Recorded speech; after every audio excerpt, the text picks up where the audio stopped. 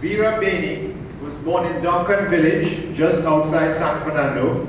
At the tender age of 2, Vera and her brother were orphaned, and Vera proceeded to a rather difficult life, living with an uncle, aunt, and their 6 children. Vera was a very intelligent child, but was denied her dream of attending Naparima Girls High School. Despite these difficulties, Vera sustained a burning desire for education. As a teenager, she enrolled herself in YMCA classes in San Fernando in crafts, sewing, cooking, and dance. At the age of 16, the young Vera moved out of her uncle's house to work as a babysitter for a Presbyterian minister, Reverend Roy Nihal. Vera met and eventually married her husband, Ralph Bainey. They migrated to England and lived there until 1962. The couple then returned to Trinidad and settled in San Fernando. Vera soon began developing a keen interest in the area of ceramics, and this would develop into a lifelong passion. She proceeded to apply her knowledge and enthusiasm to the locally available material. She was indeed a pioneer in the field of ceramics and pottery.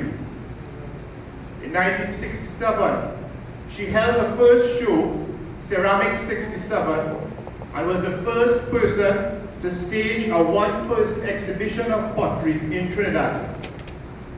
Whilst pursuing studies at the University of Maryland, Vera ventured into the fields of sculpturing and printmaking. Her ceramic sculptures, pots, and prints were all shown at the organization of the American States Gallery in Washington, D.C. She went on to teach ceramics at the Community College of Baltimore from 1980 to 1996.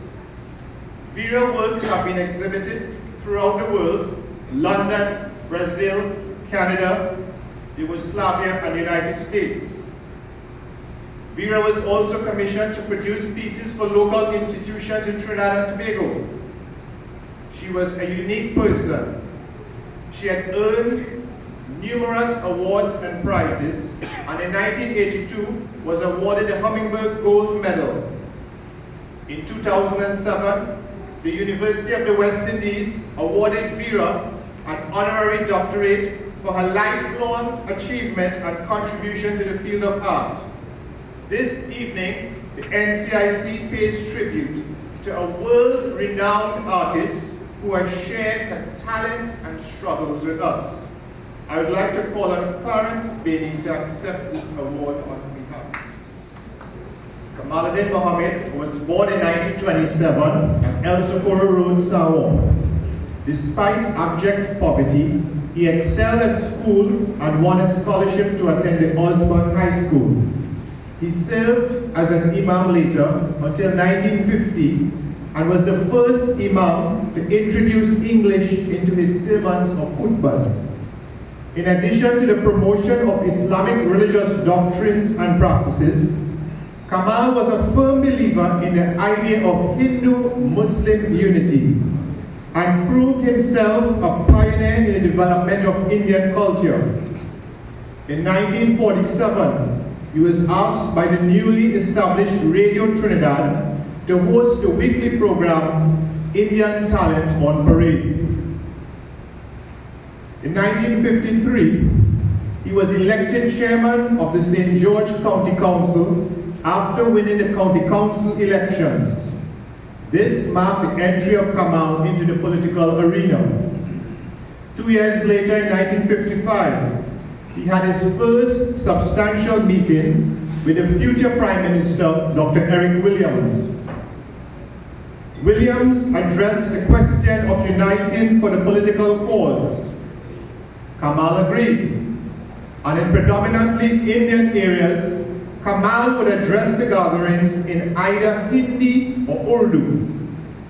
Both the persona of Kamal and his proficiency in Oriental languages assisted in projecting a multiracial image of the PNM. He would be later selected as the PNM representative for St. Joseph, a seat he comfortably won. In October 1956, Kamal was elected to the Legislative Council in Trinidad and Tobago and was assigned the post of Minister of Agriculture, Lands and Fisheries. A decade later, the general elections was called, PNM won, and he was assigned the post of Minister of West Indian Affairs. This was an opportunity for Kamal to address a very serious matter in the field of regional unity. The idea of a Caribbean economic community was one close to his heart. Kamal immediately planned a plan of action and then traveled throughout the Caribbean to discuss this idea with the various governments. He would later play a fundamental role in establishing CARIFTA in 1965 and the signing of the CARICOM Treaty in 1973. He helped promote regional unity. He would continue this trend with his portfolio as Minister of External Affairs. Throughout his career, Kamal received numerous local and international awards. Tonight, the NCIC honors a son of the soil, an imam, a religious and cultural activist, a politician and a statesman. To a humble and religious family. He was orphaned while young, and Doon and his siblings took to farming. But Doon had an interest in religious activities, so with Tiwari Baba of Tacarigua as his guru, Doon learned all the rudiments of Hinduism. It was at one of Baba's yagnas that Doon met Baso, whom he married in 1933. He encouraged Doon to move in Arima, but in 1939, Doon returned to Las Lomas and began to oversee the Shiva Mandir. It was here that his reputation as a mystic healer grew and soon spread throughout the island. Every year, thousands of persons from all spheres of society would visit Doon. He transcended racial, ethnic, gender, age, and class barriers. His clients included the unemployed, businessmen, and politicians. Persons with physical and emotional problems came from nearby islands, Britain and United States. These acts and the diverse clientele enhanced his reputation, and soon Doon became a household name.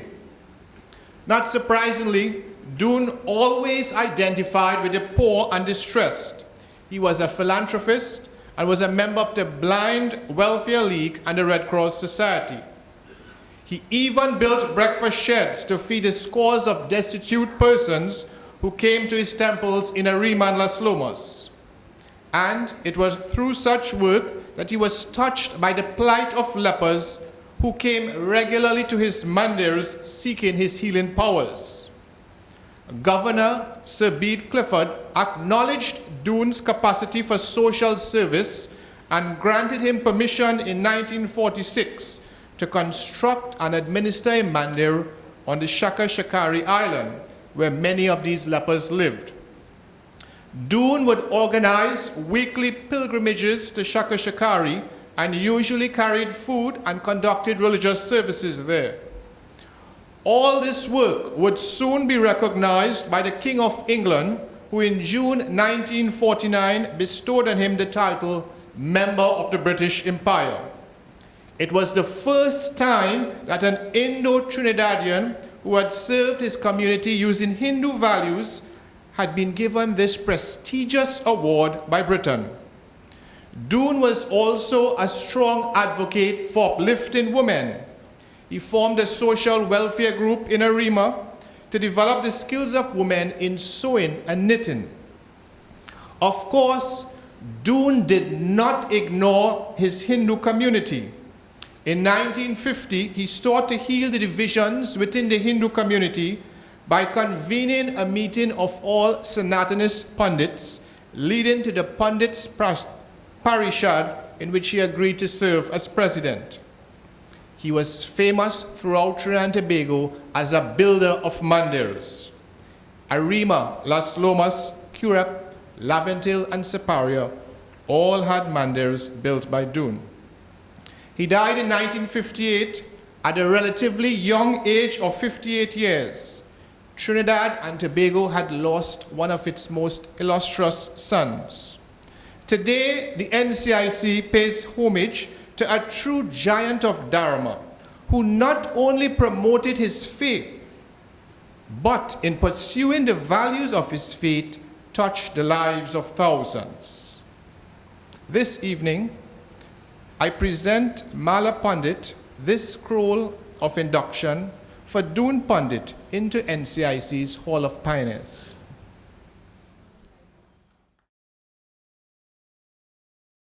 Singh was born in Arangwes.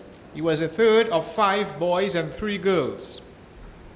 Unfortunately, he withdrew from school after receiving only a standard 3 education. His withdrawal from school was due to poverty and the difficulty his parents had in maintaining a large family. Thus, he had no choice but to go to work to support his family. Despite the family's poverty, Singh was raised in a home that was disciplined and had a high level of morals. KB Singh, as he was fondly called, was unskilled and therefore experienced considerable difficulty in securing a regular, well-paying job. After a brief stint as a laborer with the St. Patrick County Council, he worked as a driving instructor in Chaguanas. Most of his working years were spent driving trucks for contractors and companies. Before retiring at the age of 65, his final place of employment was at a hardware in Chaguanas. As a young man, Singh displayed an interest in Indian music. His inspiration and tutor was his father and later Pandit Mahesh Maharaj of Avocat. He quickly learned the songs and music by both men. Language then was an important factor in his training as he acquired skills in Hindi and Sanskrit. This would become useful tools in his blossoming singing career. Singh had a charming personality and was blessed with a powerful, beautiful, and melodious voice. He was an outstanding classical singer who won many local competitions and received numerous commendations, awards, certificates, and trophies. His singing reputation went beyond Trinidad and Tobago as he toured Guyana, Suriname, and Holland. He was a very versatile harmonium player and also competent with the dantal. He gave selfless service to the community by teaching harmonium music in his twilight years. Singh always had the best interests of his children at heart and was known as a caring and loving father. Singh died in 1989, but he lives on in his music and memories among friends, families, and fans. Today, the NCIC recognizes a talented maestro who willingly shared his talents with the world. And this evening, I would like to invite Devi Sibalak to the stage to present her with a scroll for induction for Kunj Bihari Singh into NCIC's Hall of Pioneers.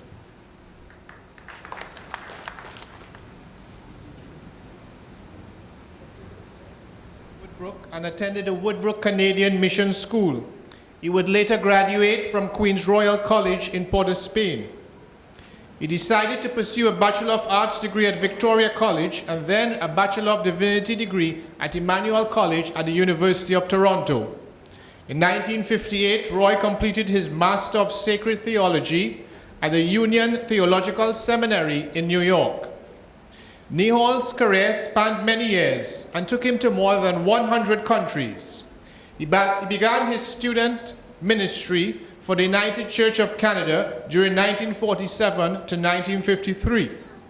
Later, upon returning to Trinidad as an ordained minister of the Presbyterian Church in Trinidad and Tobago, he served in the penal pastoral charge during 1954 to 1957 and the Woodbrook Presbyterian Church 1958 to 1964. Whilst in Trinidad, he was in high demand and served numerous positions in the church and society. These included moderator of the Synod of the Presbyterian Church, and as an independent senator in our parliament. From 1958 to 1962, he was director of a radio Sunday school program, which resulted in him becoming known as Uncle Roy to listeners across Trinidad and Tobago. His regional and international contributions are obvious, as Reverend Nihal served with distinction in the World Council of Churches and the Caribbean Conference of Churches. In addition to his many sermons which Nihal prepared and delivered, he also wrote many articles and essays, including a monthly column in Caribbean Contact, and was editor of the Trinidad Presbyterian. Among the numerous awards Roy received were 2 honorary doctorates of divinity from Laurentian University and Victoria College at University of Toronto. He also received the Outstanding Young Man of the Year Award in 1967 by the JCs of Trinidad and Tobago, and the E.H. Johnson Memorial Award of the Presbyterian Church in Canada. After migrating to Canada in 1983, Roy was appointed International Person in Mission from the Caribbean to North America. This was a program of the United Church of Canada and the United Methodist Church of the USA.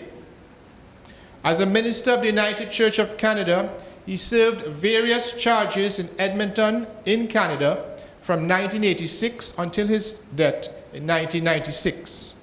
This evening, the NCIC pays tribute to an outstanding son of the soil who shared his expertise with the Caribbean and Canada. This evening, I would like to invite Mrs. Grace Biku, his sister, to come to this podium where I would present her with this scroll of induction for Reverend Dr. Roy Nihal into NCIC's Hall of Pioneers.